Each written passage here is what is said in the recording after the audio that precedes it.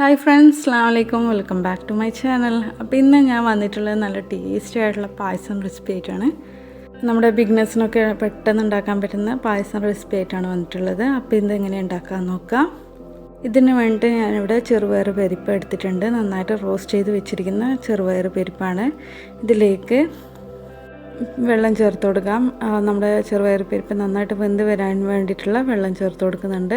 അപ്പോൾ ഓവറായിട്ട് വെള്ളം ചേർത്ത് കൊടുക്കാതിരിക്കുക. അത് നമ്മുടെ കുക്കറിൽ നിന്ന് പുറത്തേക്കൊക്കെ വന്നിട്ട് ആകെ വൃത്തികേടാവും. അതുകൊണ്ട് ആവശ്യമുള്ള വെള്ളം ചേർത്ത് കൊടുക്കുക. അപ്പോൾ അത് വേവിക്കാൻ വെച്ചതിന് ശേഷം നമുക്കിതിലേക്ക് മധുരത്തിന് ആവശ്യമായ വെള്ളം അലിയിച്ചെടുക്കാം. അതിന് വേണ്ടി ഞാനിവിടെ 4 പീസ് വെള്ളമാണ് മെൽറ്റാക്കിയിട്ട് എടുക്കുന്നത്. അപ്പോൾ ഇവിടെ നന്നായിട്ട് മെൽറ്റായിട്ട് വന്നിട്ടുണ്ട്. ഈ വെള്ളം നമുക്കൊന്ന് ചൂടാറാൻ വേണ്ടിയിട്ട് മാറ്റി വെക്കാം. ഈ സമയം കൊണ്ട് തന്നെ നമ്മുടെ ചെറുപയർ പരിപ്പ് നന്നായിട്ട് വെന്ത് വന്നിട്ടുണ്ടാകും. ഒരു 3 മുതൽ 4 വിസിലോളാണ് ഞാൻ വെച്ചിട്ടുള്ളത്. ഇനി ഇതേ കുക്കറിലേക്ക് തന്നെ നമുക്ക് വെള്ളം ചേർത്ത് കൊടുക്കാം. മെൽറ്റ് ചെയ്തിട്ട് മാറ്റി വെച്ചിരുന്ന വെള്ളം ഇതിലേക്ക് ചേർത്ത് കൊടുക്കാം. അപ്പം മധുരത്തിന് ആവശ്യമായ വെള്ളം ചേർത്ത് കൊടുക്കുക. ഫുള്ളായിട്ട് ഞാനിവിടെ കംപ്ലീറ്റ് ആയിട്ട് ചേർത്ത് കൊടുക്കുന്നുണ്ട്. അത് നന്നായിട്ട് ചേർത്ത് കൊടുത്തിട്ട് ഒന്ന് മിക്സാക്കി യോജിപ്പിച്ചെടുക്കാം. എൻ്റെ ചാനൽ ആദ്യമായിട്ട് കാണുന്നവരാണെങ്കിൽ ഒന്ന് സബ്സ്ക്രൈബ് ചെയ്യണേ. കൂടെ തന്നെ ആ ബെല്ലൈക്കൺ കൂടി എനേബിൾ ചെയ്യുക. അതിൽ ഓൾ എന്ന ഓപ്ഷൻ കൊടുക്കാനും മറക്കരുതേ.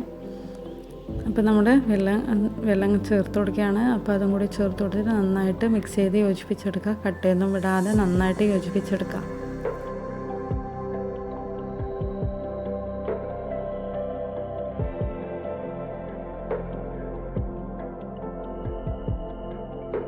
വെള്ളമൊക്കെ ചേർത്ത് നന്നായിട്ട് യോജിപ്പിച്ചെടുത്തതിന് ശേഷം നമുക്കിതിലേക്ക് 2ാം പാൽ ഒഴിച്ചു കൊടുക്കാം. അപ്പോൾ 2ാം പാൽ ഞാൻ അധികം ഒന്നും എടുത്തിട്ടില്ല, കുറച്ച് എടുത്തിട്ടുള്ളൂ. അതുപോലെ തന്നെ ഇതൊന്ന് തിളച്ച് വരുമ്പോൾ നമുക്കിതിലേക്ക് 1ാം പാൽ ചേർത്ത് കൊടുക്കാം. അത് നല്ല കട്ടിയിൽ നമ്മൾ എടുത്തു വെച്ചിരിക്കുന്ന 1ാം പാലാണ്.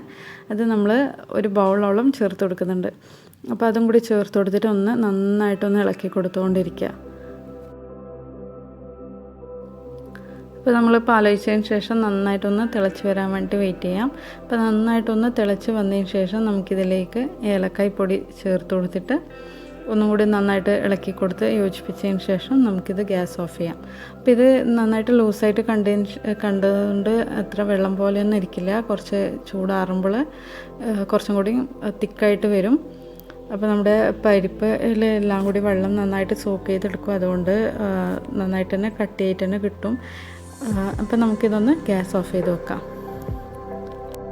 പായസത്തിന് വേണ്ടിയിട്ട് ഞാൻ പൊരിച്ചെടുക്കാൻ വേണ്ടി 2 സ്പൂണ് ഗീ എടുത്തിട്ടുണ്ട്. ഇതിലേക്ക് ഗീ നന്നായി ചൂടായിട്ട് മെൽറ്റായിട്ട് വന്നതിന് ശേഷം നമുക്കിതിലേക്ക് കുറച്ച് കാഷ്യൂനട്ട് ഇട്ട് കൊടുക്കാം. കാഷ്യൂനട്ട് നന്നായിട്ടൊന്ന് ഗോൾഡൻ കളറായി കിട്ടണം.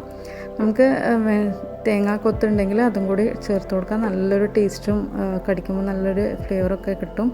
അപ്പോൾ അവൈലബിൾ അല്ലാത്തതുകൊണ്ട് ഞാൻ ഇട്ട് കൊടുത്തിട്ടില്ല. അപ്പോൾ അത് നന്നായിട്ടൊന്ന് ബ്രൗൺ ആയിട്ട് വന്നതിന് ശേഷം നമുക്ക് ഉണക്കമുന്തിരി ചേർത്ത് കൊടുക്കാം. അപ്പോൾ എല്ലാവരും ട്രൈ ചെയ്ത് നോക്കണം. നമ്മൾ ഈസി ആയിട്ടുള്ള ട്രഡീഷണൽ ആയിട്ടുള്ള റെസിപ്പിയാണ്. എല്ലാവരും ട്രൈ ചെയ്ത് നോക്കുക. അതുപോലെ തന്നെ ഫീഡ്ബാക്ക് അറിയിക്കാനും മറക്കരുത്. അപ്പോൾ ഞാൻ ഉണക്കമുന്തിരി ചേർത്ത് കൊടുത്തിട്ടുണ്ട്. ഇതും നന്നായിട്ടൊന്ന് ഗോൾഡൻ കളറായിട്ട് വരുമ്പോൾ നമുക്കിതിലേക്ക് ചെറുപയർ പരിപ്പും കൂടി ചേർത്ത് കൊടുക്കാം. ചെറുപയർ പരിപ്പ് നമുക്ക് ഇടയ്ക്ക് കടിക്കാനൊക്കെ കിട്ടുമ്പോൾ നല്ല ഒരു ടേസ്റ്റൊക്കെ ഉണ്ടാവും. അപ്പോൾ അത് നമുക്ക് പായസത്തിലേക്ക് ഒഴിച്ചു കൊടുക്കാം.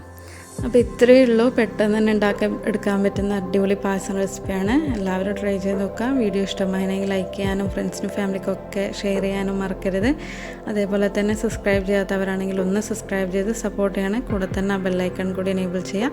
അപ്പോൾ അടുത്ത വീഡിയോയിൽ കാണാം. ബൈ.